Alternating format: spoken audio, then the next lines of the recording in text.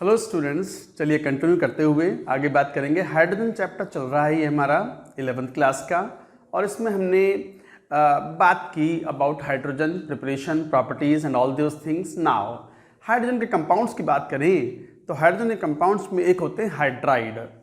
Hydride में usually hydrogen is present in the -1 oxidation state if it is ionic hydride और saline hydride.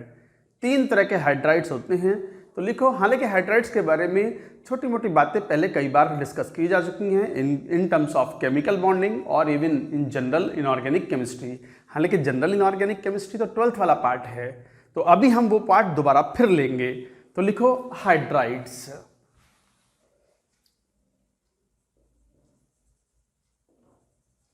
Hydrides भी 3 तरीके के hydrides, आयनिक और सैलाइन हाइड्राइड्स,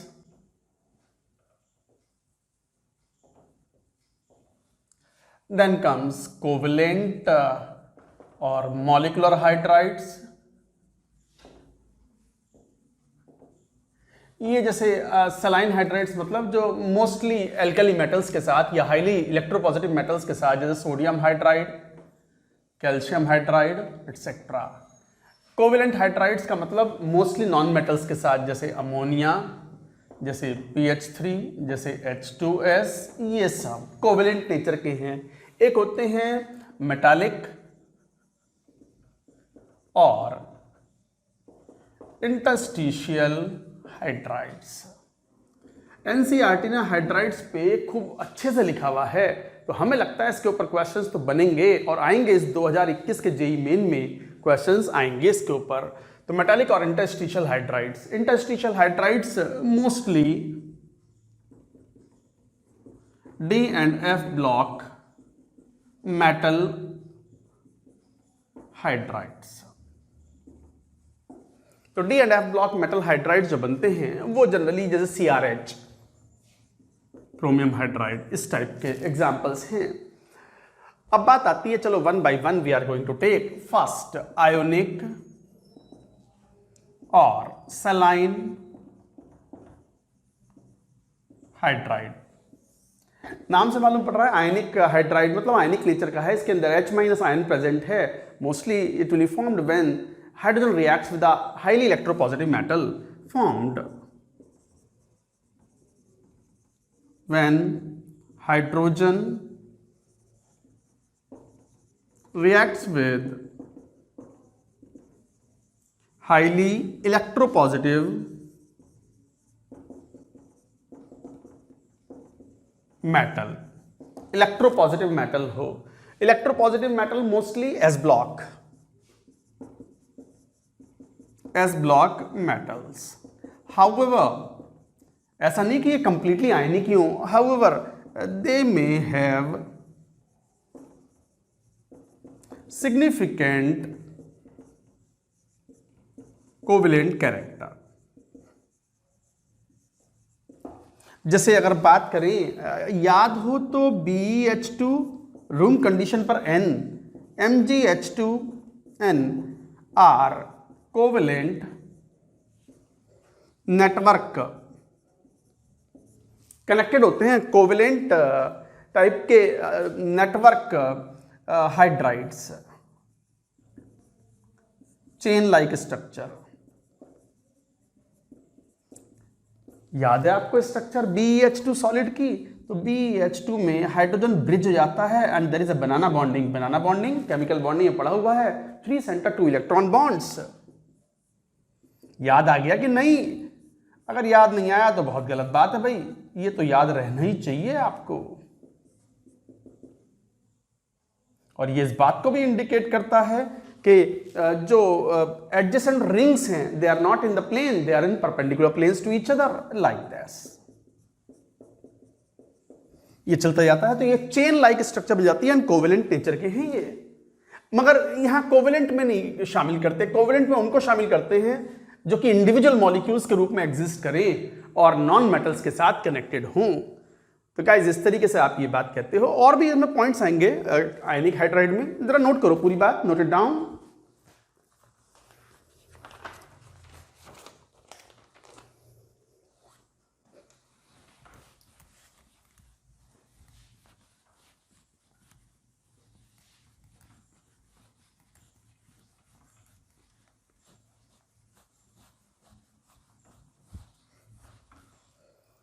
यार ये मार्कर इंक छोड़ते हैं और मैं थक जाता हूं। स्मार्ट बोर्ड पे बनाएंगे क्लासेस,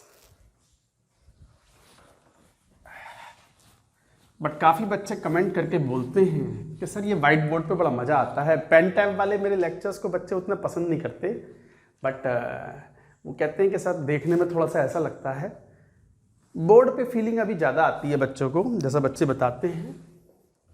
देन मोल्टन स्टेट में they liberate hydrogen gas. In molten state they liberate H2 gas on electrolysis। तो हाइड्राइड आयन का इलेक्ट्रोलिसिस करवाओगे आप, एट एनोड पर you will get H2 gas। So like that, not only that, such hydrides react with water to liberate H2 gas. Hydrogen gas को liberate करते हैं, जैसे sodium hydride है, कैल्शियम हाइड्राइड है, एक्सेट्रा। आप पानी से रिएक्शन कराओ, H माइनस कैसे भी करके, H minus is not a stable ion, H minus convert होने आप चाहता है H2 में, तो ये सोडियम हाइड्रोक्साइड बनाएगा, calcium hydroxide, and H2 gas will be liberated out. So this is the tendency, ये याद रखेंगे। And because of that they act as powerful reducing agent. ये जो H माइनस आयन है ना, ये काफी लार्ज साइज का अनस्टेबल आयन है। तो unstable large sized anion, a powerful reducing agent। ये कैसे भी करके H प्लस के साथ कंबाइन करके H2 में कन्वर्ट होना चाहता है। बच्चों ये जरूर याद रखो, मैंने पीरियोडिक टेबल में बताया भी था बच्चों को कि सबसे छोटा एटम कौन, हाइड्रोजन, H एटम। सबसे छोटा कैटायन कौन, H प्लस। बट सबसे छोटा एनायन H माइनस नहीं है, F माइनस है। H माइनस का साइज तो इनफैक्ट काफी लार्ज होता है, even larger than chloride ion, chloride ion से भी लार्ज। रीजन भी बताया था, खुद ढूंढो, इन कहां, पीरियोडिक टेबल में। ये कहीं से भी H प्लस लेकर के H2 गैस बनाएगा। ये H प्लस में कम फ्रॉम वाटर, कहीं से भी acidic hydrogen ROH, RCOH etcetera, कहीं से भी ये एसिडिक हाइड्रोजन लेगा और उसे कंबाइन करने के बाद इट विल फॉर्म H2। तो यही है। So they act as a powerful reducing agent. Not only that, they are also used for preparation of many good reducing agent which are used in organic as well as inorganic chemistry. जैसे LiH is very less reactive,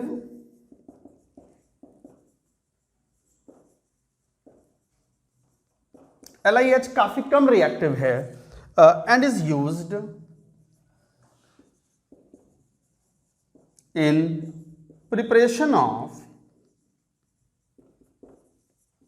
LiAlH4, NaBH4 etcetera, इन सबके use में आता है। जैसे LiH की reaction Al2Cl6 से कराओ तो LiAlH4 बना लेता, लिथियम एल्यूमिनियम हाइड्राइड। ऐसे ही LiH(B2H6) क्या बोलते हैं इसे, डाइबोरेन, इंपॉर्टेंट कंपाउंड था, बनाना टाइप बॉन्डिंग है इसमें, 3 सेंटर 2 इलेक्ट्रॉन बॉन्ड्स, या जिसे हम इलेक्ट्रॉन डेफिशिएंट बॉन्डिंग बोलते हैं। तो LiH इससे कंबाइन करता है और बनाता है LiBH4, lithium borohydride.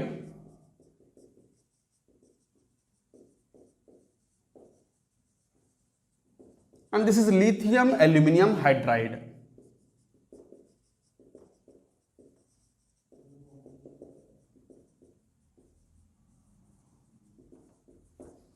Lithium borohydride और lithium aluminium hydride, like that it forms. Note करो ये सब, ये प्रॉपर्टीज थे एल्कली मेटल या एल्कलाइन अर्थ मेटल से कंबाइन करने के बाद हाइड्रोजन रिएक्ट करके सलाइन और आयनिक नेचर के हाइड्राइड्स बनाता है। अच्छा, इसमें कई पॉइंट्स ऐसे भी होते हैं जैसे थर्मल स्टेबिलिटी का order LiH is thermally more stable than NaH, CSH, decreasing thermal stability. ये भी हम केमिकल बॉन्डिंग में पढ़ चुके हैं। This also we have studied in chemical bonding, but ये एडिशनल पॉइंट आ गया मेरे दिमाग में तो मैंने बता दिया, चलो रिवीजन हो जाएगा आपका। मैंने कहा ना, नया पढ़ाने के लिए बहुत ज़्यादा है नहीं। 11th वालों को तो फिर भी नया लगेगा कि सर ये ऐसे भी होता है कि वाटर से रिएक्शन करके, बट 12th और ड्रॉपर्स वाले अगर इस चैप्टर को रिवाइज कर रहे हैं तो उनके चेहरे पे एक मुस्कान आ जानी चाहिए। अरे हाँ, ये तो पता है, अरे यस ये तो पीरियोडिक टेबल में बताया था, yes sir has told this in diborane. ये तो खैर 11th वालों को भी पता है, B2H6 डाइबोरिन। डाइबोरिन जो है वो LiH से रिएक्शन करता है एंड फॉर्म्स LiBH4। समझ गए बात को? ये मैं जो लेक्चर्स रिकॉर्ड कर रहा हूं, ये लेक्चर्स रिकॉर्ड कर रहा हूं in the view point that they are used by 11th class students. Droppers वाले तो वैसे पढ़ते नहीं है इस चैप्टर को, NCERT से वो पढ़ा हुआ होता है उनका, बस उसी रिवाइज कर लो चलेगा। 11th वाले बच्चों को ये लेक्चर्स पढ़ने चाहिए, उनके लिए इसमें कुछ नई बातें होंगी। 12th और ड्रॉपर्स वाले के लिए इसमें कुछ भी नया नहीं है। So these lectures are solely recorded for 11th class students. Note करिए, ये थे प्रॉपर्टीज ऑफ सलाइन हाइड्राइड्स और ionic hydrides. Now coming to covalent hydrides. Note करो पूरी बात।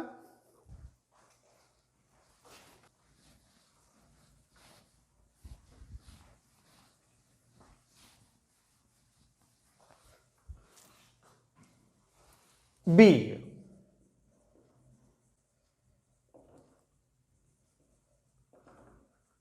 covalent hydrides or molecular hydrides formed when hydrogen connects with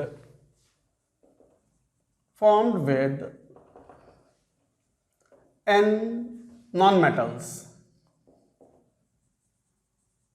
P block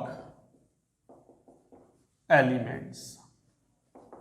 example जैसे मैंने बताए थे, CH4, NH3, PH3, H2O, H2S, HF etcetera. ये सब कोवेलेंट हाइड्राइड्स ही तो हैं, तो कोवेलेंट नेचर के कंपाउंड्स होते हैं ये।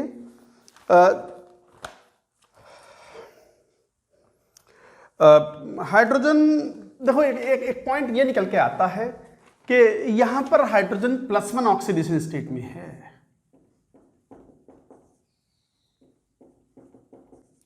बट नाम में चल रहा है hydride, there is no H- ion in these, there is no H- ion in these covalent hydrides, yet they are called hydrides. बस वो एक नॉमेनक्लेचर चल रहा है कि हाइड्रोजन कंपाउंड से रिएक्शन करेगा तो हाइड्राइड बनाएगा, बट ये ट्रूली हाइड्राइड नहीं है। हाइड्राइड का तो मतलब H- आयन होता है। H- आयन को बोलते हैं हाइड्राइड आयन। H- को बोलते हैं हम हाइड्राइड आयन। तो एक तरीके से आप इस तरीके से ये बात कहते हो। और इसमें भी हाइड्राइड्स को भी हम 3 तरीके से डिफाइन कर सकते हैं। Electron deficient hydrides,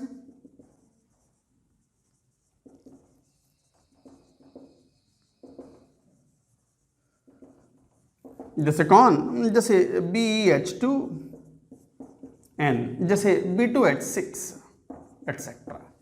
Electron deficient bonds are present in them. 3 centered 2 electron bonds or electron deficient bonds are present, and due to that reason they invite the attack from nucleophiles. अभी हम boron carbon family पढ़ के चुके हैं, तो आपने ये बात पढ़ी भी होगी in the properties of the diborane. दूसरा होता है इलेक्ट्रॉन डेफिशिएंट के बाद आता है electron precise.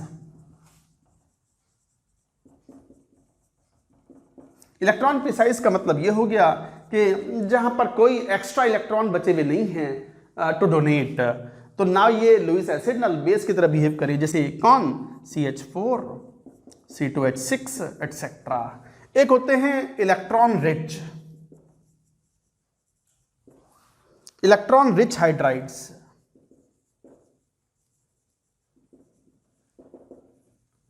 Which have lone pairs, जिनके पास लोन पेयर्स हों, जैसे अमोनिया एक लोन पेयर है ना, HF 3 लोन पेयर है, H2O ये 2 लोन पेयर्स हैं, etcetera.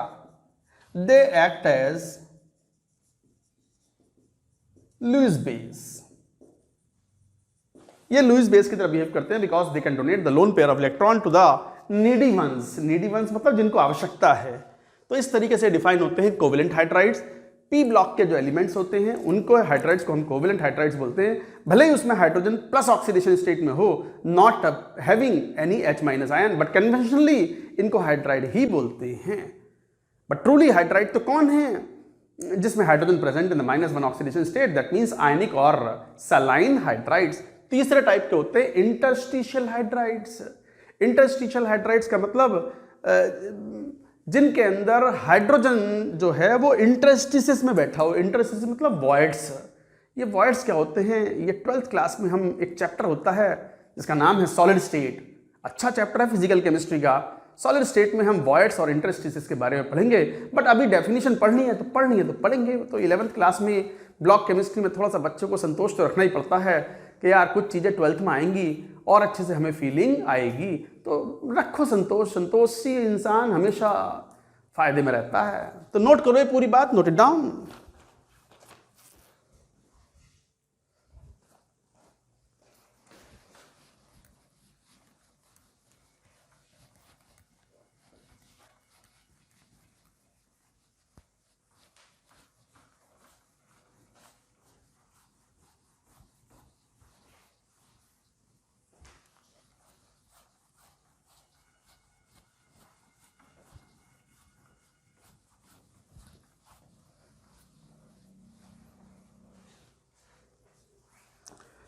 Then comes C, metallic or non-stoichiometric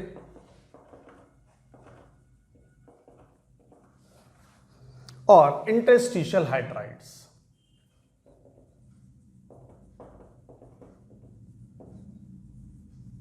हालांकि इनकी केमिस्ट्री थोड़ी सी कॉम्प्लेक्स है, डिटेल्ड में बहुत ज़्यादा नहीं जाएंगे। काफ़ी कॉम्प्लेक्स केमिस्ट्री है और काफ़ी प्रॉमिसिंग केमिस्ट्री है इन हाइड्राइड्स की।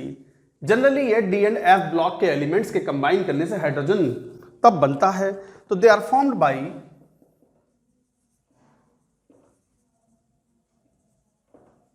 Many D and F block elements. However, note that ये याद करने वाला पॉइंट है इंपॉर्टेंट। एनसीईआरटी, मैं प्योरली इस चैप्टर को एनसीईआरटी से पढ़ा रहा हूं, हालांकि उसमें कुछ एडिशनल चीजें डाल देता हूं जो 12th वाली भी हैं, लॉजिकल हैं या केमिकल बॉन्डिंग में आई हैं, वो मैं डाल देता हूं, बट एनसीईआरटी से लेना होता है इन चैप्टर्स को। So they are formed by many D and F block elements. However, note that metals of group number 7, 8, 9 do not form any hydride. In fact, in chromium family मतलब group 6, only Cr forms hydride. कौन सा? CrH। केवल chromium है, छठे group में केवल chromium hydride बनाता है CrH। 7वां 8वें 9वें में कोई हाइड्राइड नहीं बनाता। तो ये क्वेश्चन भी आ सकता है, ये मान लो IIT में ऐसा क्वेश्चन आ सकता है कि which does not form hydride. A जैसे लेंथेनम, B जैसे क्रोमियम, C जैसे मान लो ऐसे बोल दें क्रोमियम आयरन ले लो, आयरन, एंड सी D मान लो जिंक। आंसर कौन सा? आयरन। आंसर कौन सा? आयरन। क्यों आयरन? क्यों? 8वें ग्रुप का, तो iron does not form any hydride, lanthanum बनाता है, क्रोमियम भी बनाता है छठे ग्रुप में, जिंक बनाता है, आयरन नहीं बनाता। तो ये क्वेश्चन, ऐसे क्वेश्चन जेई मेन आया हुआ नहीं है, कभी लिख लो जेई मेन इंपॉर्टेंट फॉर, ऐसे लिख लो इंपॉर्टेंट फॉर, ऐसे क्वेश्चन बना के दिए जाते हैं। क्वेश्चन ऐसे बनाए जाते हैं जेई मेन के लिए, कहीं भी इतने सारे पेपर होते हैं, कहीं भी इस क्वेश्चन को डाल देंगे, याद ना होगा तो होगा ना, लॉजिक लगाते रहियो। मैंने शुरू में ही कही थी जब ये चैप्टर स्टार्ट किया था, सारे लॉजिक धरे रह जाएंगे, याद ना हुआ तो क्वेश्चन सॉल्व ना होगा। कई बार इनऑर्गेनिक में, खासकर ब्लॉक केमिस्ट्री में ऐसा होता है, लॉजिक वॉजिक काम ना करते हैं, तो ये ध्यान देंगे। This was an important point. साथ ही साथ एक प्रॉपर्टी लिखो, these hydrides conduct electricity but less efficient than their parent metal। जैसे मान लो क्रोमियम एक अच्छा कंडक्टर है इलेक्ट्रिसिटी का, but chromium hydride is not that much good conductor दो इट विल कंडक्ट इलेक्ट्रिसिटी। ये भी एनसीईआरटी के पॉइंट्स हैं। नॉन स्टाइक्योमेट्रिक हैं,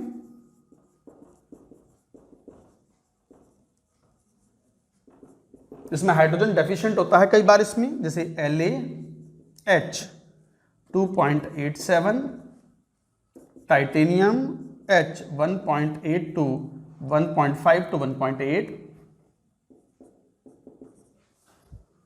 जैसे VH 0.56 एटसेट्रा। ये नॉन स्टाइक्योमेट्रिक है। नॉन स्टाइक्योमेट्रिक मतलब hydrogen deficient, H deficient due to some defects in solid, refer to solid state। 11वीं के बच्चों को पढ़ना नहीं है, ये तो 12वीं वाले समझ जाएंगे, ड्रॉपर वाले समझ जाएंगे। सॉलिड स्टेट में हम डिफेक्ट्स की बात करते हैं। मेटल्स जो होती हैं या जो क्रिस्टल्स होते हैं, they have some sort of defects. Non stoichiometric defect is also kind of defect. तो ये 12th क्लास में आता है, 11वीं के बच्चे इस सेंटेंस को भूल जाएं। बस ये याद रखें कि नॉन स्टाइक्योमेट्रिक नेचर है। स्टाइक्योमेट्रिक कंपाउंड का तो मतलब ये हुआ, जैसे लिथियम की मोस्ट कॉमन वैलेंसी क्या होती है, जैसे 3 होती है, LiH3। LiH3 क्या होता, स्टोइक्योमेट्रिक, और LiH 2.87 क्या हुआ, नॉन स्टाइक्योमेट्रिक।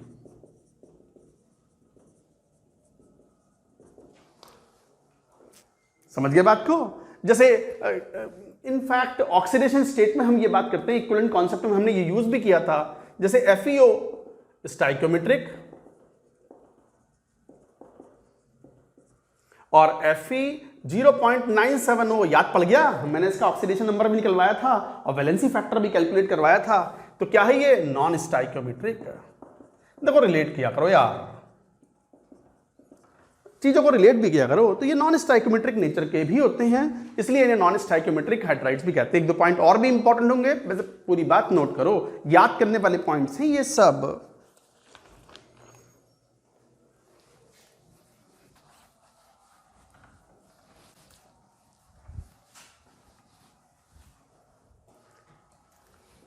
नेक्स्ट पॉइंट, ये पॉइंट बड़ा यूजफुल है। एनसीईआरटी ने बड़े गाजे बाजे के साथ बड़े जोर शोर से ये बात कही है। पहले ये माना जाता था कि ये जो हाइड्राइड्स होते हैं, इनके अंदर हाइड्रोजन एटम जो है वो इंटरस्टिसेस में रेस्ट करता है। इंटरस्टिसेस मतलब वॉइड्स में। जैसे मान लो ये कोई मेटल क्रिस्टल है, ये समझाने के लिए है, मेटल क्रिस्टल कोई 2D नहीं होते, वो सब 3 डायमेंशनल होते हैं। मान लो ये मेटल क्रिस्टल है, मेटल क्रिस्टल में ये जो जगह बच गई इन्हें बोलते हैं वॉइड्स। और इंटरस्टिसेस, वॉइड्स और इंटरस्टिसेस। मेटल, मान लो ये मेटल है, M मेटल एटम्स हैं। ये मेटल एटम्स एक क्रिस्टल बनाते हैं, ये मेटालिक क्रिस्टल है, लेटिस। लेटिस भी क्या होता है, सॉलिड स्टेट में डिफाइन करेंगे। तो मेटालिक लेटिस है, मतलब एक रेगुलर अरेंजमेंट है, जैसे इतना तो जानते हैं बच्चे 11वीं क्लास में क्या है तो 9वीं 10वीं में सीख जाते हैं। जैसे सोडियम क्लोराइड का क्रिस्टल होता है, उसकी क्रिस्टल स्ट्रक्चर के अंदर each sodium ion is surrounded by 6Cl- and each Cl- is surrounded by 6Na+। ये होती है सोडियम क्लोराइड की स्ट्रक्चर, उसे बोलते हैं क्रिस्टल स्ट्रक्चर। ऐसी मेटल्स की क्रिस्टल स्ट्रक्चर होती है। उसके अंदर अगर हाइड्रोजन को डाल दिया जाए तो हाइड्रोजन कई बार वॉइड की पोजीशन ऑक्यूपाई कर लेता है because of the small size. तो पहले ये माना जाता था कि सारे डी एंड एफ ब्लॉक के जो हाइड्राइड्स हैं वो इंटरस्टिशियल नेचर के हैं। इसका मतलब hydrogen is always occupying the interstitial position. हाँ, हाइड्रोजन को अगर यहां डाला है तो हाइड्रोजन का साइज थोड़ा सा बड़ा होने की वजह से, मान लो वॉइड से थोड़ा सा बड़ा है हाइड्रोजन, वैसे तो बहुत छोटा है बट वॉइड से थोड़ा सा बड़ा होने के कारण वो क्रिस्टल को थोड़ा डिस्टॉर्ट कर देगा, but basic structure, metallic structure और lattice of the crystal will not be altered और will not be changed. But ऐसा नहीं है। लेटर जब एक्सटेंसिव स्टडीज की गई, गहराई से उसको देखा गया, तो पाया गया कि कई बार तो स्ट्रक्चर भी इनकी डिफरेंट होती है। मैं पॉइंट इंपॉर्टेंट है, मैं लिख रहा हूं, उसको ध्यान दें। So this is an important point. क्या earlier it was thought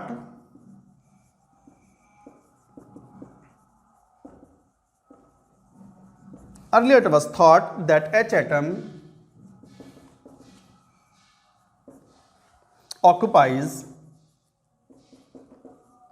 void or interstices, voids or interstices in metal lattice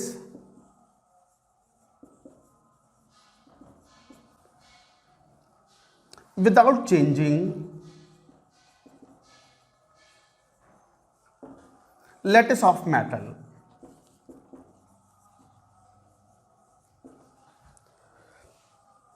Just distorting the crystal.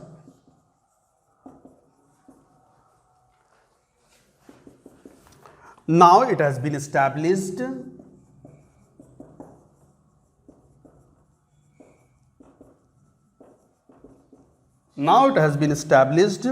that except hydrides,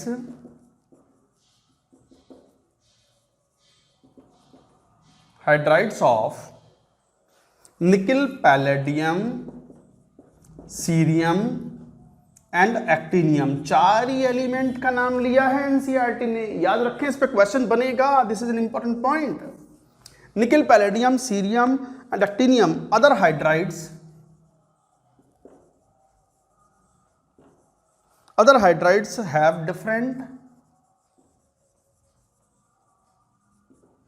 have different lattice structure.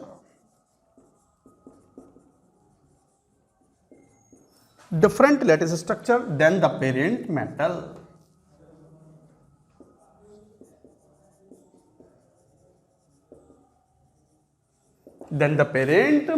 मुझे इस पॉइंट को दोबारा समझाने दो। इंटरस्टिशियस का मतलब होता है कि जैसे ये मेटल है, मेटल की स्ट्रक्चर में ये सब मेटल एटम्स हैं। इन मेटल एटम्स में जब क्रिस्टल्स आपस में जुड़ते हैं ये एटम, तो बीच में कुछ खाली जगह रह जाती हैं, उन्हें बोलते हैं हम वॉइड्स और इंटरस्टिसेस। इंटरस्टिशियल सॉलिड्स का मतलब ये हुआ कि जो हाइड्रोजन जैसे छोटे एटम जाकर के इन इंटरस्टिसेस में जाके बैठ जाते हैं। पहले ये माना जाता था कि सारे डी एंड एफ ब्लॉक के हाइड्राइड्स जो हैं वो इंटरस्टिशियल कंपाउंड्स हैं और हाइड्रोजन जो है इंटरस्टिसेस में जाके बैठ जाएगा।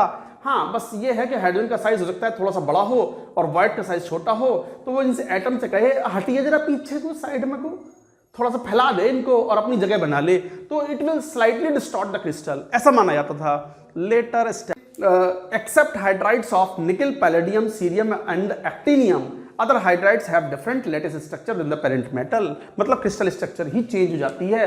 किन 4 केसेस में crystal structure does not change? Nickel, palladium, cerium and actinium. And this is an important point. क्यों? एनसीईआर इंपॉर्टेंट तो बहुत कुछ होगा, ये तो बहुत वास्ट केमिस्ट्री है। Interstitial hydride itself is a vast chemistry. जो स्टूडेंट्स एमएससी और पीएचडी करते हैं वो इन्हीं पे पूरी लाइफ निकाल देते हैं, पढ़ते पढ़ते, रिसर्च करते करते, वर्क करते करते। बट हम तो बहुत बेसिक लेवल पे है ना, 11वीं 12वीं पढ़ रहे हैं ना भैया, जेई की तैयारी कर रहे हैं ना, उसमें तो जैसा लिखा है वो उतना याद करो, काम निकालो। समझ गए बात को? हालांकि कोई मुश्किल नहीं है समझना, बात समझ में आती है। तो इस तरीके से ये बात कहो। एक लास्ट पॉइंट और, एंड अगेन इंपॉर्टेंट, कुछ मेटल्स जैसे पैलेडियम, प्लेटिनम जो है वो एब्जॉर्ब कर लेती हैं हाइड्रोजन गैस को और वो हाइड्रोजन स्टोरेज के काम में भी आती हैं। तो metals like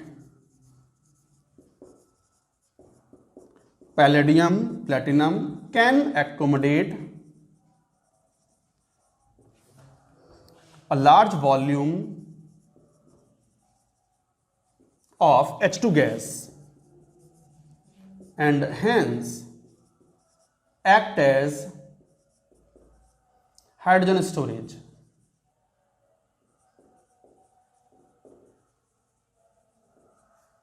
and act as hydrogen storage. तो गाइज ये थे हाइड्राइड्स। हाइड्राइड्स इंपॉर्टेंट हैं, इसके ऊपर क्वेश्चन जेई में बनेंगे, जेई मेन में आएगा क्वेश्चन, 2021 में ही आएगा, इसलिए अच्छे से पढ़ें, एनसीईआरटी से पढ़ें।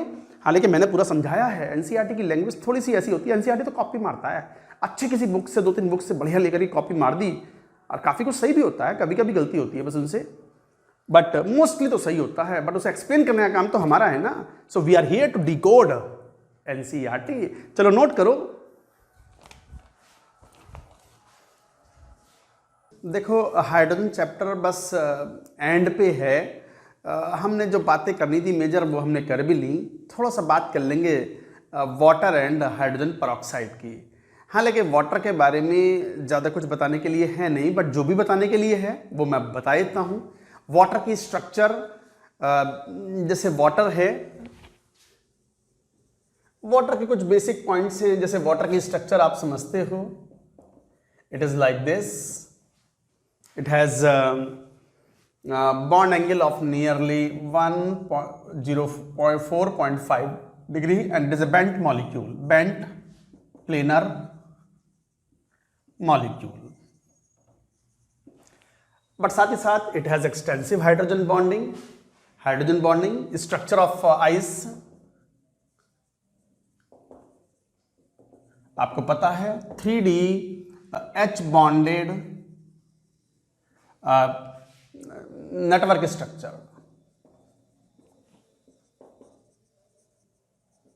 Like diamond.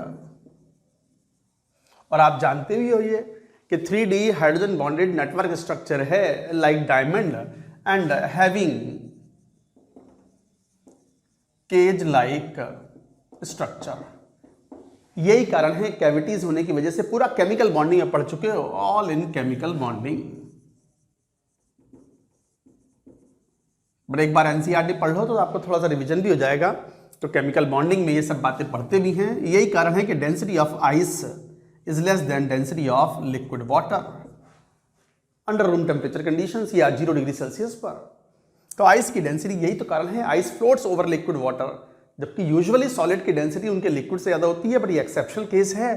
तो ये बात आप जानते भी हो, ये बड़ा इंपॉर्टेंट पॉइंट है, स्टूडेंट्स को पता भी होता है। हाइड्रोजन बॉन्डिंग में ये बात हम एक्सप्लेन भी करते हैं। अब बात आती है हाइड्रोजन की properties of hydrogen. Most of the properties जो हैं वो कहीं ना कहीं किसी रिएक्शंस के रूप में आ जाते हैं। जैसे एक तो रूम कंडीशन पे इट इज ए कलरलेस, जानते भी हैं, वाटरलेस, कलरलेस, टेस्टलेस, ओडरलेस।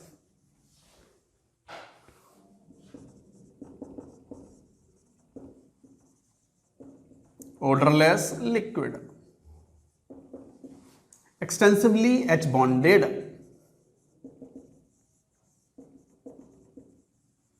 अच्छी खासी हाइड्रोजन बॉन्डिंग होती है इसकी, एंड एक्सटेंसिवली हाइड्रोजन बॉन्डेड है, having high dielectric constant,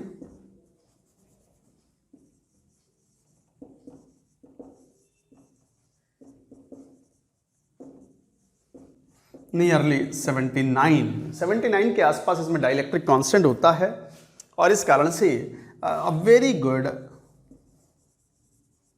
solvent for electrolytes. Electrolytes बढ़िया घुलते हैं इसमें because of the high dielectric constant. नहीं, कोई नई बात नहीं है, ये भी मैं केमिकल बॉन्डिंग में एक्सप्लेन कर चुका हूं। In fact covalent molecules like alcohols, carbohydrates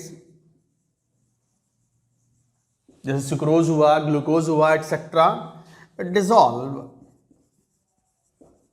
in water due to H bonding.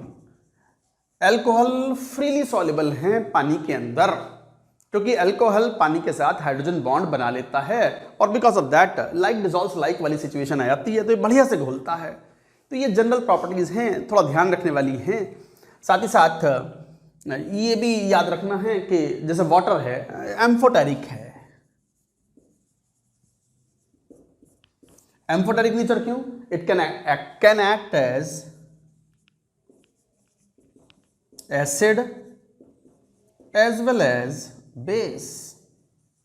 Acid और बेस दोनों की तरह बिहेव कर सकता है। जैसे CH3COH है, मान लो पानी के साथ ये क्या करेगा, CH3CO minus and H3O plus. तो ये अगर एसिड है तो यहां क्या बन गया, ये बेस। बट यही अगर अमोनिया के साथ रिएक्शन कराओ H2O की, तो क्या होगा, अमोनियम आयन बना लेगा एंड OH माइनस। तो यहां अगर ये बेस है तो वाटर क्या बन गया, एसिड। कोई नई बात नहीं है, पूरा आयनिक इक्विलिब्रियम इसी बात पर बेस टिका हुआ है। पूरा ionic equilibrium acid base reactions इसी बात पर टिकी हुई हैं कि amphoteric nature is there with the water, it can act as an acid as well as base depending upon कि किससे रिएक्शन कर रहा है। साथ ही साथ वैसे तो ये बहुत ही स्टेबल है, सॉल्वेंट के रूप में काम आता है, बट बहुत ही पावरफुल ऑक्सीडाइजिंग एजेंट और बहुत ही पावरफुल रिड्यूसिंग एजेंट हो तब ये रिएक्शन करता है, रेडॉक्स रिएक्शन। नोट करो पहले पूरी बात, note it down.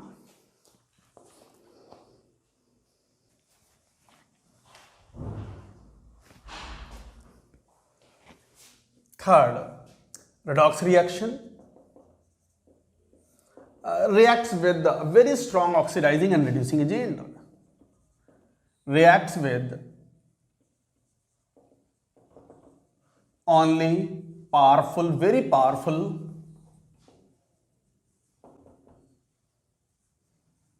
oxidizing agent and reducing agent. Otherwise ये reaction नहीं करता. That's why it is a very good solvent. जैसे फ्लोरीन के साथ रिएक्शन करेगा वाटर। फ्लोरीन तो among elements it is the most powerful oxidizing element, तो इतना ऑक्सीडाइजिंग पावर है ये कि HF बना लेगा plus O2 gas will be liberated out.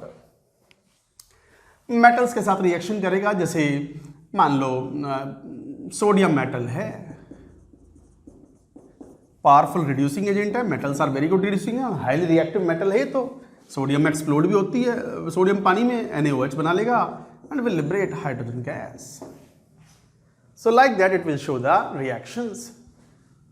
हालांकि हाइड्रोलिसिस भी करता है ये, हाइड्रेटिंग एजेंट हाइड्रोलिसिस, ये भी केमिकल बॉन्डिंग में पढ़ लिया। मैं पढ़ाऊं क्या, ये तो सब पढ़ाया हुआ है। जैसे P4O10 है, आप जानते हो it reacts with water, oxide जो है क्या बना लेगा, H3PO4। बैलेंसिंग कर लेना अपने हिसाब से। और जैसे हाइड्रोलिसिस कराना है, मान लो मैग्नीशियम नाइट्राइड Mg3N2, हाँ इसका हाइड्रोलिसिस कराओ तो आपको पता है, नाइट्राइड्स का हाइड्रोलिसिस कराओ तो मैग्नीशियम हाइड्रोक्साइड का PPT बन जाता है plus ammonia gas is liberated. तो कैल्शियम कार्बाइड है, पानी से रिएक्शन कराओ तो calcium hydroxide plus C2H2 acetylene gas is formed. तो like that it does the hydrating agent और हाइड्रोलिसिस। बहुत सारे सब्सटेंस का ये हाइड्रोलिसिस करता है and these are all very common reactions. H3PO4 plus HCl. So like that it does the hydrolysis reaction. So many hydrolysis reactions are there. SF4, H2O, it forms SO2 plus HF. So like that it does the hydrolysis reactions. Note करो ये बात भी।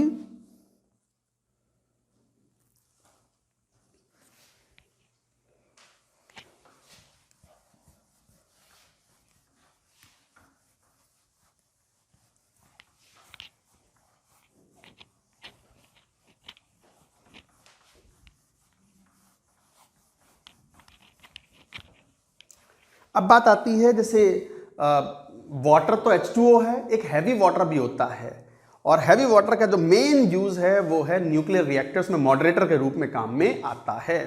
तो comparison, इसको एक काम करो, ऐसे नोट करके लिख लो इस बात को, comparison between H2O and D2O, और D2O को बोलते हैं हैवी वाटर, D2O। अब ये बात आपको अगर याद हो केमिकल बॉन्डिंग में कि D2O की डेंसिटी ज्यादा होती है, इनफैक्ट D जो है मोर इलेक्ट्रोपॉजिटिव है, since D is more electropositive than H, so there is stronger H bonding in. H bonding का मतलब डी बॉन्डिंग भी बोल सकते हो, डी भी तो H ही है यार, हाइड्रोजन कई तो आइसोटोप्स हैं, तो there is a stronger D bonding और H bonding in D2O than H2O। यही कारण है कि H2O से कई प्रॉपर्टी D2O की ज्यादा होती हैं। क्या? Increasing melting point, boiling point, enthalpy of vaporization. What is enthalpy of vaporization? Thermochemistry पढ़ तो लिया आपने। It is enthalpy change to convert 1 mole of the liquid into 1 mole of gas. Enthalpy of vaporization, density, ये सारी properties जो हैं वो ज्यादा हैं। Viscosity, all the properties of D2O are more, but H2O और D2O में एक अंतर है, डाइलेक्ट्रिक कांस्टेंट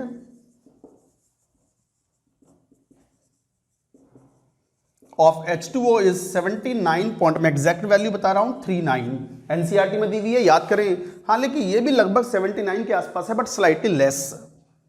कितना है dielectric constant? This is 79.06, slightly less than H2O।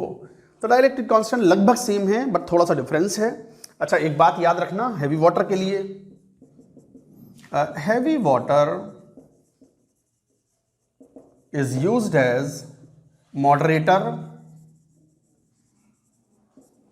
in nuclear power plant और nuclear reactors। न्यूक्लियर रिएक्टर्स में ये मॉडरेटर का काम करता है, स्लो डाउन करता है ये न्यूट्रॉन्स की स्पीड को। और कैल्शियम कार्बाइड जैसे पानी से रिएक्शन करता है, ऐसे D2O से रिएक्शन करे तो क्या बनाएगा? जैसे C2H2 की जगह C2D2 plus calcium COD twice.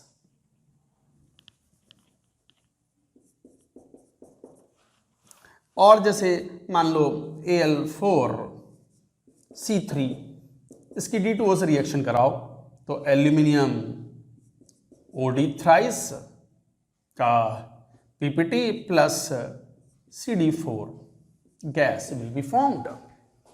Cut तो नहीं गया? मैं एक बार जरा चेक कर लेता हूं।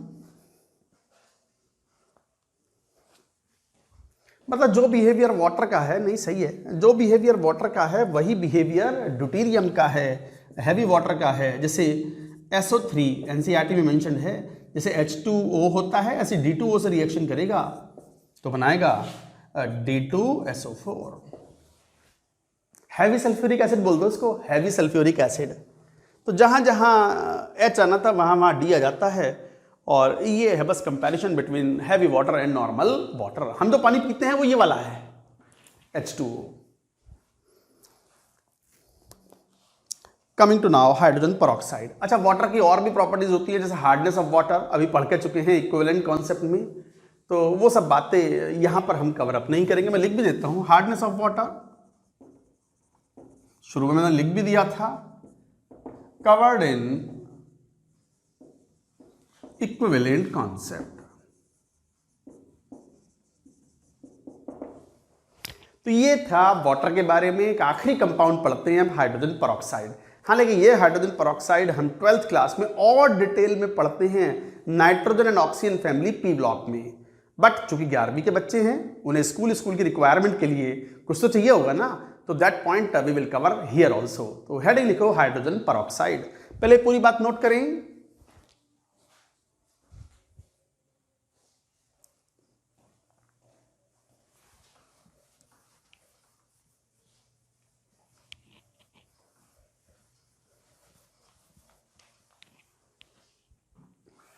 कमिंग टू हाइड्रोजन परऑक्साइड, बहुत ही इंपॉर्टेंट केमिकल है H2O2। थोड़ा सा लेस स्टेबल है, डिकम्पोज हो जाता है into H2O and O2, but एक अच्छा ऑक्सीडाइजिंग एजेंट, साथ ही साथ रिड्यूसिंग एजेंट भी बिहेव करता है। But the primary action of H2O2 is oxidizing nature. तो क्या प्रिपरेशन, वैसे तो ये IIT के लिए बहुत इंपॉर्टेंट है, बट इसको और डिटेल में हम कवर करते हैं इन 12th क्लास। तो प्रिपरेशन जैसे reacting BaO2.8H2O with cold dilute H2SO4। तो ये बेरियम परऑक्साइड है, हाइड्रेटेड सॉलिड, रिएक्शन कराते हैं H2SO4 के साथ में। थोड़ा ठंडा रखना है, गर्म क्यों नहीं करना, हीट करोगे तो H2O2 अनस्टेबल होता है, हीट करने पर डिकम्पोज हो जाता है, तो नहीं, तो याद रखना है। तो बेरियम सल्फेट का PPT बन जाता है plus H2O2 is obtain plus 8H2O। Water को इवापोरेट करके रिमूव कर देते हैं and you get H2O2। So this is one method of preparation. साथ में bye electrolysis of concentrate H2SO4 और अमोनियम सल्फेट। अमोनियम सल्फेट का या H2SO4 का इलेक्ट्रोलिसिस करवाते हैं तो यहां से मिल जाता है। कैसे, जैसे H2SO4 इलेक्ट्रोलिसिस कराओ तो you get at anode H2S2O8 plus 2H plus 2E। This is obtained at anode.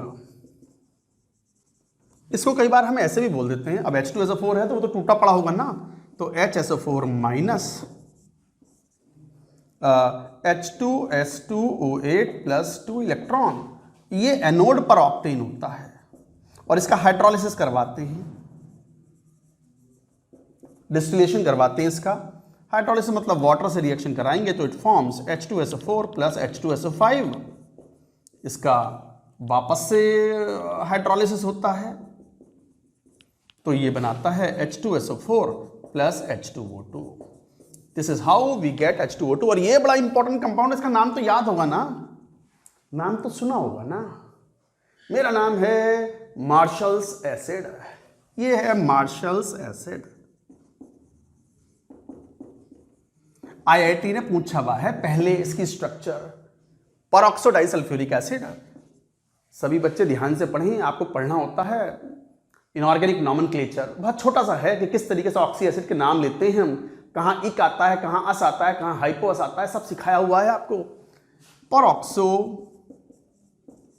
Die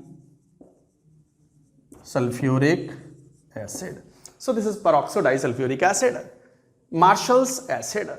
तो इस तरीके से H2O2 इज ऑब्टेन। सब इंपॉर्टेंट मेथड्स हैं, दिस इज ऑल्सो इंपॉर्टेंट। और तीसरा वाला मेथड वो तो और भी इंपॉर्टेंट है, industrial method, large scale production. Two ethyl anthraquinol का हम ऑक्सीडेशन करवाते हैं एयर में, यू गेट H2O2। कैसे, पहले यहां तक की बात लिखो तो सही। इसमें एक पॉइंट रह गया NCERT में, चूंकि ये लिखा हुआ है तो आपका जानना जरूरी है। जैसे K2S2O8 है, आप जैसे यहां से बना, इसकी ये D2O से रिएक्शन करवा दो तो it will form 2KDSO4 aqueous plus D2O2। अब जैसे H2O वाटर था, D2O को हैवी वाटर कहा, हैवी हाइड्रोजन परऑक्साइड चाहो तो बोल दो, तो D2O2 भी बना सकते हो। अच्छा, ये रिएक्शन मान लो पता नहीं थी और आ गई, छोड़ना मत, अरे H की जगह D लगा, जहां मन करे H की जगह D लगा दो। H तो है नहीं, यहाँ D2O है तो जहां H है वहां D लगा दो, हो गया, बस आंसर प्रोडक्ट मिल जाएंगे, you will be able to solve questions. तो ये कोई बहुत बड़ी बात नहीं होती है, इतना समझना होता है। इतने रट्टू तोते भी मत बनो कि सर ये वाला तो बताया ही नहीं था। नोट करो, तीसरे मेथड पर आओ।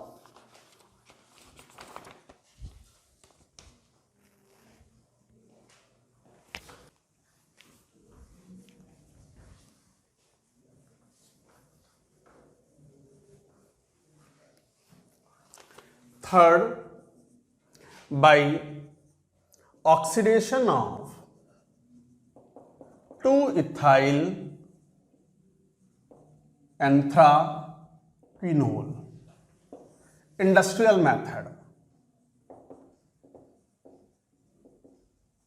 जेई में आया वाई क्वेश्चन, क्या है 2-ethyl एंथ्राक्विनोल? कुछ नहीं, ये देखने में थोड़ा मुश्किल सा कंपाउंड लगता है, बट नहीं, ऑर्गेनिक केमिस्ट्री में ये सब सिखाते भी हैं।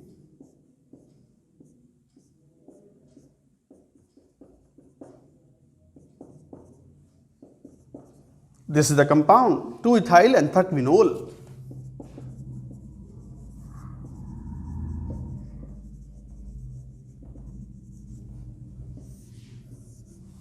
This is O2 से ऑक्सीडेशन करवाते हैं एयर से, तो you get 2-ethyl anthraquinone is formed.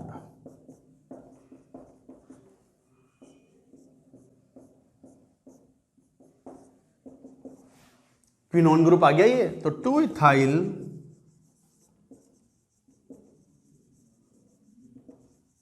Anthraquinone plus H2O2 is obtain. अच्छा, रिवर्सिबल साइन इसलिए, रिवर्सिबल नहीं है रिएक्शन, ओ एयर से ऑक्सीडेशन कराओ तो ये, और यदि हाइड्रोजन से रिडक्शन करा दो तो रिएक्शन दोनों तरफ से चल जाती है। ये रिडक्शन करवाते हैं with the palladium catalyst,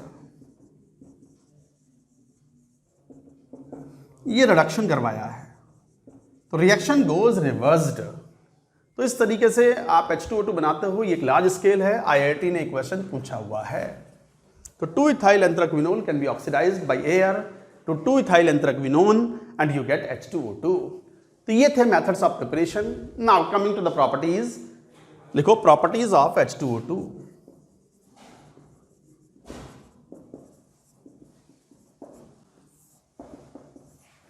room condition पे लिक्विड है H2O2, having the higher boiling point than water because of the more extensive hydrogen bonding, तो colourless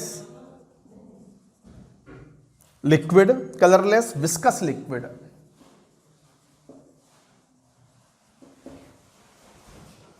freely soluble in water,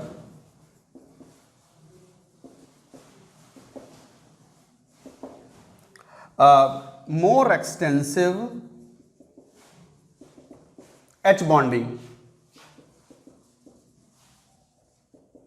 in H2O2, more extensive hydrogen bonding है इसलिए ज्यादा viscous है, more extensive hydrogen bonding in H2O2 then H2O, it forms hydrate in water। क्या hydrate? H2O2 dot H2O, ये hydrate बना लेता है।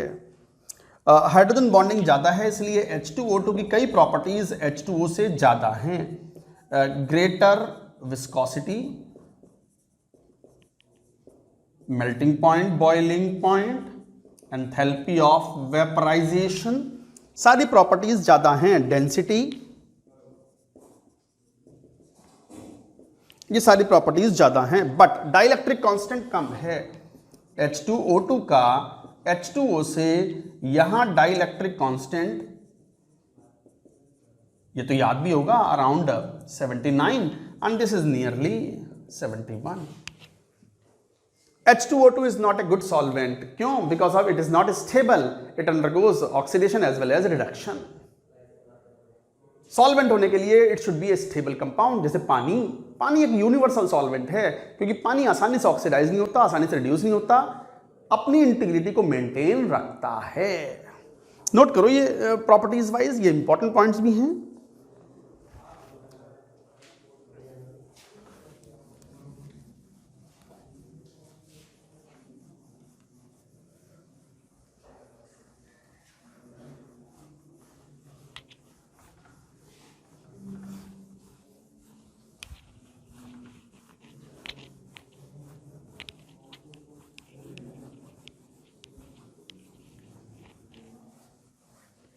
Now the next property, second, H2O2 decomposes in sunlight। तो H2O2 डिकम्पोज हो जाता है सनलाइट में।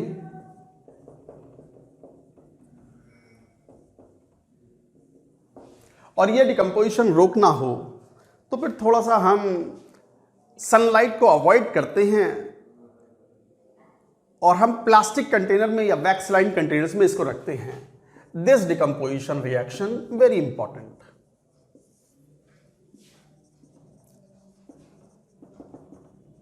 of H2O2 is catalyzed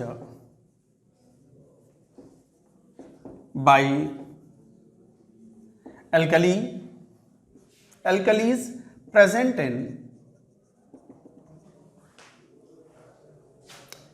glass containers and therefore it is not stored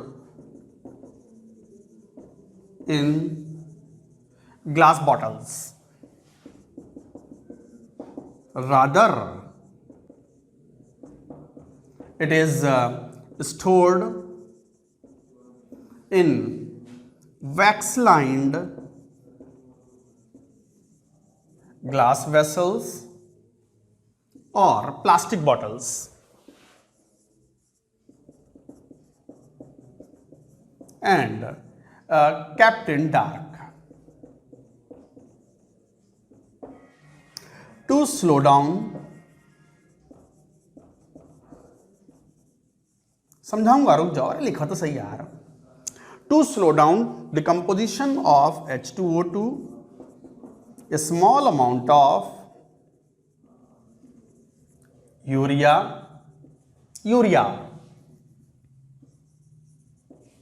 phosphoric acid, urea और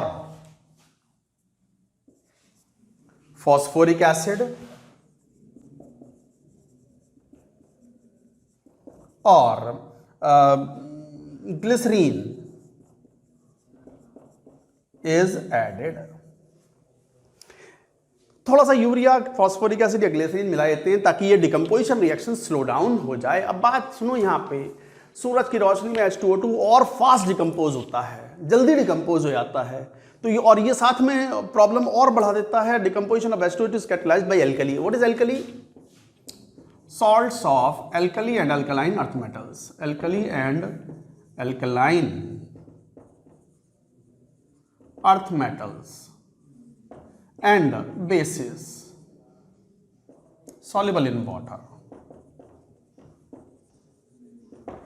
एल्कली और एल्कलाइन अर्थ मेटल्स के जो hydroxides हैं और उनके सॉल्ट्स हैं उन्हें हम कई बार एल्कलीज बोल देते हैं। तो एल्कलीज जो होती हैं वो तो कंटेनर कांच में होती हैं। कांच क्या है? सिलिकेट्स। उसमें सोडियम, पोटेशियम, कैल्शियम के सिलिकेट्स होते ही हैं, तो वो एल्कलीज प्रेजेंट होती है कांच के अंदर। तो कांच की बॉटल्स में ये डिकम्पोजिशन और फास्ट हो जाएगा। कांच में नहीं रखना है। अच्छा, कांच में रखना भी है तो अंदर वैक्स की लाइनिंग होनी चाहिए ताकि H2O2 वैक्स के कांटेक्ट में रहे, कांच के कांटेक्ट में ना आए।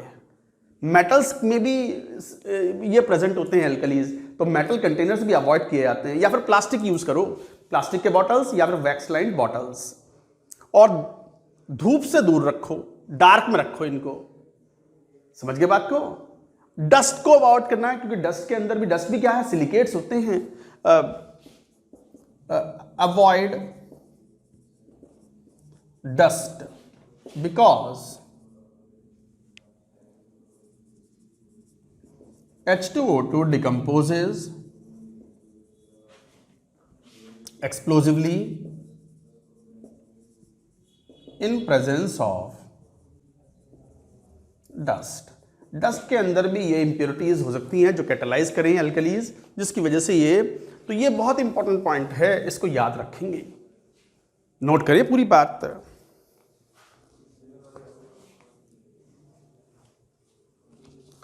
बात आती है प्रॉपर्टीज की।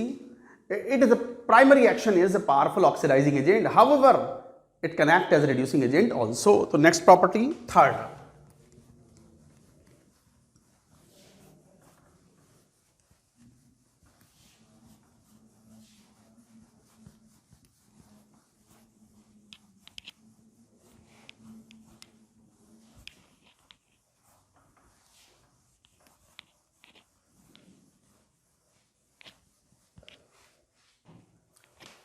third, as an oxidizing agent and reducing agent।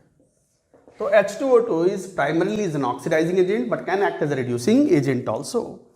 तो A, oxidizing agent in acidic medium. In fact, H2O2 is a very powerful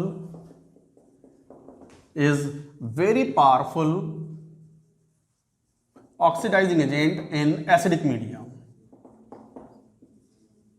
basic medium से ज्यादा पावरफुल ऑक्सीडाइजिंग एजेंट है H2O2 इन एसिडिक मीडियम। जैसे ferrous ion को oxidize कर देगा acidic medium में as an oxidizing agent into ferric ion plus H2O।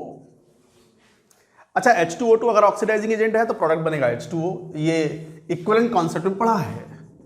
H2O2 अगर oxidising agent है और किसी रिड्यूसिंग एजेंट से रिएक्शन कर रहा है तो प्रोडक्ट बनेगा H2O। H2O2 अगर रिड्यूसिंग एजेंट है और किसी ऑक्सीडाइजिंग एजेंट से रिएक्शन कर रहा है तो प्रोडक्ट बनेगा O2। ये याद रखें, ऑक्सीडाइजिंग एजेंट है तो ऑक्सीडेशन नंबर घट जाएगा -1 से -2, और यदि रिड्यूसिंग एजेंट है तो ऑक्सीडेशन नंबर बढ़ेगा -1 से 0। 0 इज ग्रेटर देन -1। तो ये बात इक्विवेलेंट कॉन्सेप्ट में बता भी चुके हैं। जैसे PbS H2O2 PbSO4 में ऑक्सीडाइज कर देता है plus H2O। Reducing nature,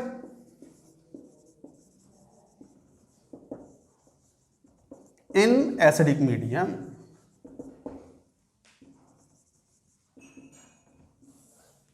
acidic medium में रिड्यूसिंग नेचर जैसे KMnO4 है, ये तो बहुत ही पावरफुल ऑक्सीडाइजिंग एजेंट है।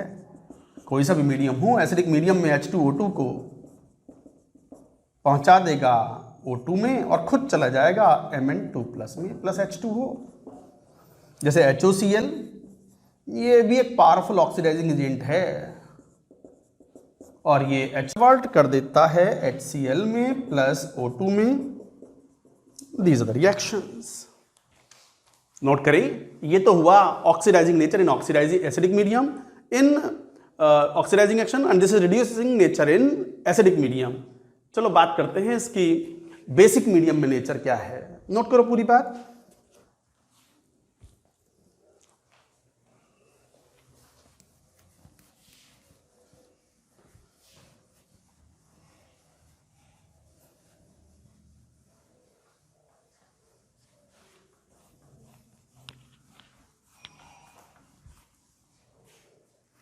C,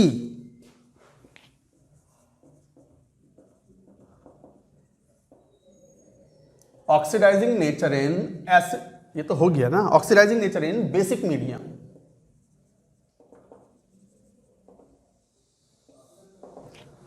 जैसे क्रोमियम हाइड्रोक्साइड को H2O2 NaOH की प्रेजेंस में अभी ऑक्सीडाइजिंग एजेंट है, कन्वर्ट कर देता है येलो कलर्ड Na2CrO4।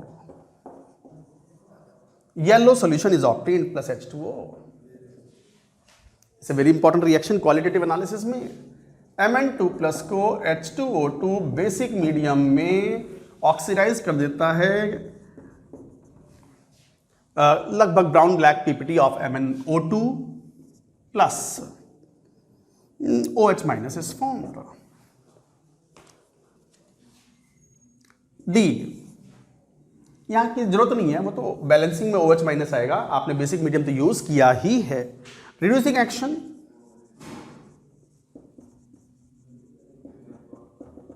इन बेसिक मीडियम।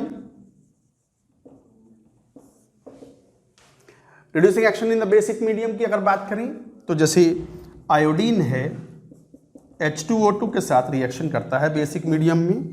अब ये रिड्यूसिंग एजेंट है, यहां ये ऑक्सीडाइजिंग एजेंट था, तो बना लेगा I- plus O2 plus H2O। MnO4- तो है ही powerful oxidising agent. Even in basic medium it forms MnO2 का PPT plus converts to O2 plus H2O। तो गाइज ये थी chemical reaction, good oxidising agent as well as reducing agent. बाकी अगर uses की बात करें तो यहां लिख लेंगे यूजेस।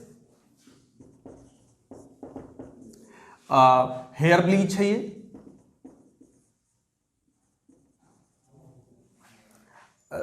जैसे हम बार्बर के पास जाते हैं और कई बार कहते हैं कि यार ये ग्रे हेयर्स हैं, इनको ज़रा ब्लैक कर दो, तो वो डाई लगाते हैं, ब्लैक करवा लिया। अचानक से आपको लगा कि नहीं, कोई इवेंट है, कोई पार्टी है, मुझे तो लाल रंग करवाने हैं अपने ना। लाल रंग भी कराते हैं क्या बाल लोग? हाँ कराते हैं भैया, लाल नीले पीले सब दिख जाते हैं। क्रिकेट का मैच देखने जाओ, अभी मान लो टेस्ट मैच चल रहा है इंडिया ऑस्ट्रेलिया का, सुबह देख के आ रहा हूँ, जड्डू ना, अपना जड्डू भाई जडेजा, उसके फैन हम ऐसे ही थोड़ी हैं यार। भाई ने फाइटर है वो, मतलब जबरदस्त पैशन है, फाइटर है वो, हार नहीं मानता। जब उसे लगा कि भाई 7-8 विकेट गिर गए हैं जड्डू ने, तो वनडे के हिसाब से खेलना शुरू कर दिया टेस्ट मैच में, और दे चौका धड़ाधड़ मारा उसको। पैट कमिंस को भी मारा, हेजलवुड को भी मारा, और हालांकि उसकी अंगूठे में बेचारे के बॉल लग गई, मेरे ख्याल से फ्रैक्चर भी हो सकता है जिस तरीके से बॉल लगी है। Completely there is a direct impact of the ball, fast bowler on thumb, तो वो कहीं इंजरी ना हो जाए। बट वो बंदा जो है वो स्प्रे मार के गोली खा करके आ गया वो खेलने के लिए फिर वापस से। हालांकि ठीक है, वो तो ऑल आउट हो गए, बट वो तो हीरो है, वो अंडर एस्टिमेटेड बैट्समैन। उसको बॉलर की तरह लोग ट्रीट करते हैं कि भाई स्पिनर बॉलर है, ठीक है। मुझे लगता है जितना बड़ा बॉलर है उतना बड़ा बैट्समैन भी है वो। Is a perfect allrounder. What do you think? Give your views. एक बार लिख के बताना मुझे कि क्या है इस बारे में। तो मैं क्या बात करता, हेयर ब्लीच। कई बार ऐसा होता है कि क्रिकेट के मैदान में जब देखते हैं तो स्पेक्टेटर्स होते हैं, कई बार लाल नीले रंग के हेयर कर लाते हैं वो, कई बार तो विग लगा लेते हैं, बट कई बार वो कलर ही करवा लेते हैं, डिफरेंट कलर्स। अब मान लो लाल तो करा लिए, अब लाल हटवाना भी तो है, तो हटाओगे किससे? ब्लीचिंग से, ब्लीच से। ब्लीच करना मतलब removal of colour. Air bleach मतलब removal of colour is called bleaching. Bleach मतलब कलर हटाने देना, तो वो कलर हटा के फिर दूसरा कलर लगाया जाएगा, तो उससे पहले ब्लीच तो किया ही जाएगा। तो H2O2 is a very common bleach, an oxidizing bleach. हालांकि ब्लीचिंग के बारे में we talk more in qualitative analysis. तो एन ऑक्सीडाइजिंग ब्लीच के रूप में भी काम में लेते हैं for fabric, pulp, paper etcetera, oil etcetera. तो इनके लिए भी ब्लीच के रूप में काम में लेते हैं। और भी एक्शंस हैं, जैसे यहां लिख लेते हैं इनके यूजेस में। एंटीसेप्टिक के रूप में, as antiseptic, perhydrol. The fourth, sodium peroxoborate बनाने में काम आता है। मैन्युफैक्चर ऑफ सोडियम परऑक्सोबोरेट, जो कि वॉशिंग पाउडर में यूज होता है, यूज्ड इन, कपड़े धोते हैं तो वॉशिंग पाउडर होता है, उसमें काम में लेते हैं। कट तो नहीं गया, मैं जरा देख लूँ, ये राइट साइड में सोडियम परऑक्सोबोरेट आ गया। तो ये था, तो बच्चों ये था चैप्टर हाइड्रोजन। कुछ खास नहीं था, बट फिर भी कुछ बातें खास थी। पढ़ना कुछ बुरा नहीं है, फायदा होगा। हालांकि इसके most of the things we have covered either in chemical bonding और इन पी ब्लॉक और इन इक्विवेलेंट कॉन्सेप्ट। ये था। अच्छा, हाइड्रोजन, जैसे मैंने शुरू में कहा भी था, हाइड्रोजन से बढ़िया तो कोई फ्यूल ही नहीं है। हाइड्रोजन इकोनॉमी, एनसीईआरटी में एक वर्ड लिखा हुआ है, hydrogen economy is the future as a replacement of the other fuels. अभी तो क्या हम गैसोलीन यूज़ करते हैं, पेट्रोल डीजल यूज़ करते हैं, सीएनजी यूज़ करते हैं। आजकल तो सीएनजी में 5% हाइड्रोजन मिलाते हैं ताकि उसकी कैलोरीफिक वैल्यू बढ़े। मैंने कहा था calorific value means amount of the heat liberated और energy liberated on combustion of the fuel per gram basis. तो that is highest for hydrogen. Hydrogen लगभग 3 गुना ज़्यादा एनर्जी लिबरेट करता है per gram basis then compare to the normal LPG और other hydrocarbons. LPG क्या है? हाइड्रोकार्बन्स ही तो हैं। वो अगर पर ग्राम बेसिस पर कुछ x kilo joule heat liberate करता है तो हाइड्रोजन कितना करता है पर ग्राम बेसिस पर 3x, around 3x। It is such a wonderful fuel और फ्यूल सेल में इसका इस्तेमाल करते हैं। मैंने बताया भी था GSLV में थर्ड स्टेज होती है cryogenic stage. Liquid hydrogen is a fuel and liquid oxygen is the oxidiser. तो हाइड्रोजन के यूज तो इमेंस हैं। Without hydrogen life is not possible. पानी भी हाइड्रोजन से बना है और जल जीवन है। With that let me and this chapter. That's it. All the best. Thank you.